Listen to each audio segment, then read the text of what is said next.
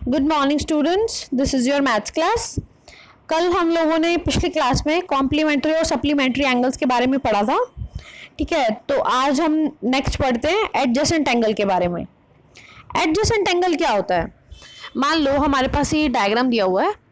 ठीक है, अब ये जो एंगल नंबर 1 और ये एंगल नंबर 2 है ना, ये क्या है? एडजेसेंट है।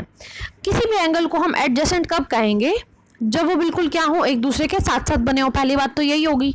ठीक है, अब साथ साथ बने होंगे तो उनमें क्या चीज़ कॉमन होएगी? One common vertex, vertex common होएगी ना। देखो अब इसमें क्या है, ये वाला ट्राइंगल है, ये वाला एंगल है 1, ये एंगल 1 है। अब ये वाला एंगल है 2, तो दोनों में ये वाला पॉइंट कॉमन है ना, ये वाला पॉइंट कॉमन है। तो क्या कंडीशन होगी कि वर्टेक्स कॉमन होना चाहिए। अच्छा, एक बात, दूसरी बात ये होगी कि एक आर्म भी कॉमन होनी चाहिए, मतलब जो एक आर्म है वो भी कॉमन होगी। कैसे?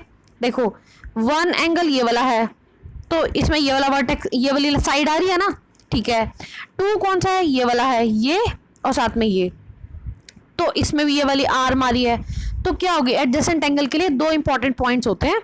एक तो ये कि वर्टेक्स कॉमन होना चाहिए और एक ये कि आर्म कॉमन होनी चाहिए। तो ठीक है, किन्हीं भी 2 एंगल्स को हम एडजेसेंट बोल सकते हैं। तो ये एंगल 1 और एंगल 2 क्या हो जाएंगे?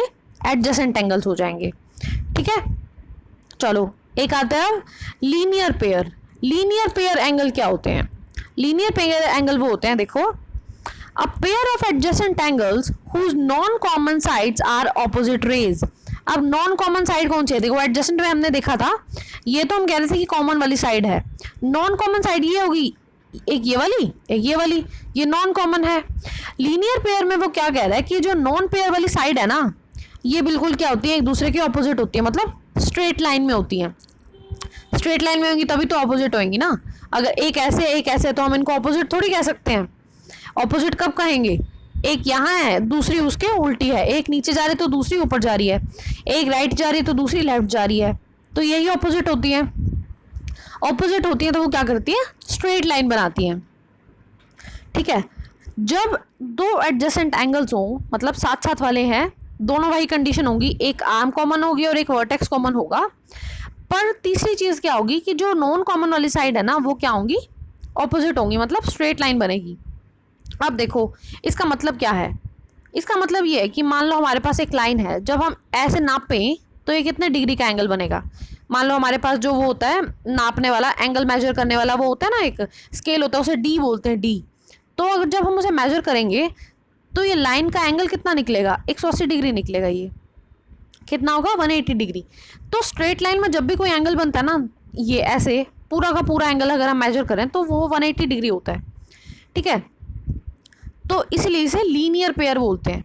ठीक है, 2 एडजेसेंट एंगल अगर एक लाइन पे बन रहे हैं और साथ में एक वर्टेक्स और आर्म कॉमन है तो उन्हें क्या बोला जाता है? लीनियर पेयर एंगल बोला जाता है। ठीक है, तो ये 1 और 2 के कौन कौन से हैं? लीनियर पेयर हैं।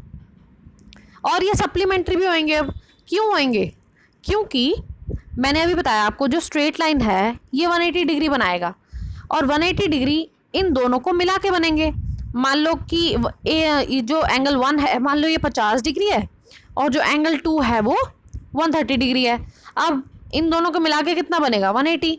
और 180 डिग्री जब 2 एंगल्स के सम से मिलता है, बनता है, तो उन्हें क्या बोलते हैं? सप्लीमेंट्री एंगल्स बोलते हैं। तो लीनियर पेयर एंगल जो होते हैं वो सप्लीमेंट्री भी होते हैं। ठीक है, और 1 और 2 को हम क्या बोलेंगे? ये 180 डिग्री है। इन दोनों का सम कितना है? 180 डिग्री, क्योंकि स्ट्रेट लाइन में 180 डिग्री बन रहा है तो ये दोनों को मिला के 180 डिग्री होगा। अच्छा, इसमें एक ऐप एग्जाम्पल भी ले सकते हो, पेन स्टैंड। मान लो आपके पास एक कोई पेन स्टैंड है, ऐसे, ये हो गया, इसमें पेन रखा हुआ है आपने, मान लो आपने रखा तो ऐसे हो गया, गिर गया, तो ये क्या बन रहा है? ये रियल लाइफ एग्जाम्पल है एक।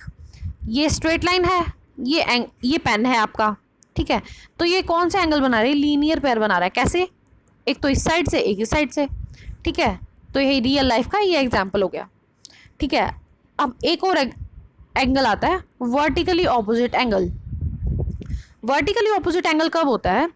जब 2 लाइन आपस में इंटरसेक्ट कर रही हो। देखो ये 2 लाइन्स हैं, आपस में इंटरसेक्ट कर रही हैं। इंटरसेक्ट करने के बाद जब ये जो ऑपोजिट वाले एंगल देखो, अच्छा अगर हम 1 और 2 देखें तो ये क्या है? एडजेसेंट हैं। 2 और 3 भी क्या है? एडजेसेंट हैं। एडजेसेंट के साथ ये लीनियर पेयर भी बना रहे हैं। देखो ये क्या है, एक स्ट्रेट लाइन है, ये वाली एक कॉमन आर्म होगी। 1 और 2 एडजेसेंट होने के साथ साथ स्ट्रेट लाइन में अगर बन रहे हैं तो ये क्या है, लीनियर पेयर भी हो गए ना। ठीक है, अगर हम 1 और 3 की बात करें तो ये कहलाते हैं वर्टिकली अपोजिट। ठीक है, क्योंकि दो इंटरसेक्टिंग लाइंस के क्या हैं, ऑपोजिट में दिए हुए हैं, तो ये क्या कहलाएंगे, वर्टिकली ऑपोजिट कहलाएंगे। ऐसे ही 2 और 4 भी क्या है, वर्टिकली ऑपोजिट। अगर हम कहें कि 1 किसके वर्टिकली ऑपोजिट है, तो 3 के है। 2 किसके वर्टिकली ऑपोजिट है, 4 के है। ठीक है, तो ये कौन कौन से पेयर बन गए, 1 और 3 का बन गया और 2 एंड 4 का बन गया वर्टिकली ऑपोजिट में। अच्छा, अब एक बात ये आती है कि जो ये वर्टिकली ऑपोजिट एंगल्स होते हैं ना, ये एक दूसरे के इक्वल भी होते हैं। अगर मैं कहूँ कि 1 और 3 वर्टिकली ऑपोजिट हैं तो मैं क्या कहूँगी कि 1 और 3 इक्वल भी हैं। अगर 2 और 4 वर्टिकली ऑपोजिट हैं तो 2 इज इक्वल टू 4 भी होगा। ठीक है, तो ये लाइन से देखो बनेगा, when 2 line intersect vertically opposite angles so formed are equal. जब दो लाइन इंटरसेक्ट करती हैं, पहली बात तो ये होगी कि वर्टिकली ऑपोजिट एंगल्स बनते हैं। फिर दूसरी बात ये आती है कि जो वो एंगल्स बनते हैं ना, वो इक्वल भी होते हैं। ठीक है, समझ आ रहा है आप लोगों को? 3 एंगल्स पढ़े हमने आज। एडजेसेंट एंगल कौन से होता है, जिनमें कॉमन वर्टेक्स और कॉमन आर्म होती है।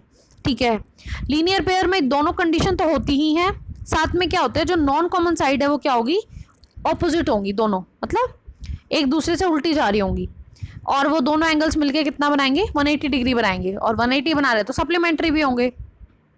ठीक है, वर्टिकली ऑपोजिट कब होते हैं, जब दो इंटरसेक्टिंग लाइंस आपस में मिलती हैं, एक पॉइंट पे मिल रही हैं, मतलब इंटरसेक्ट कर रही हैं तो मिल ही रही हैं ऑब्वियसली, और वो मिलके क्या बनाती हैं, वर्टिकली ऑपोजिट एंगल्स बनाती हैं। और वर्टिकली ऑपोजिट हैं तो आपस में इक्वल भी होंगे।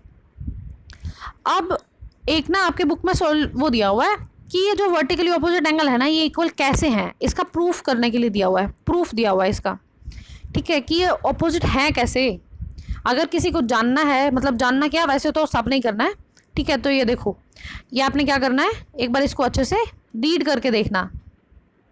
ये आपका सॉल्यूशन दिया हुआ है कि ये ऑपोजिट क्यों है, रीज़न है ये। ठीक है, एंगल 1 और 3 और 2 और 4।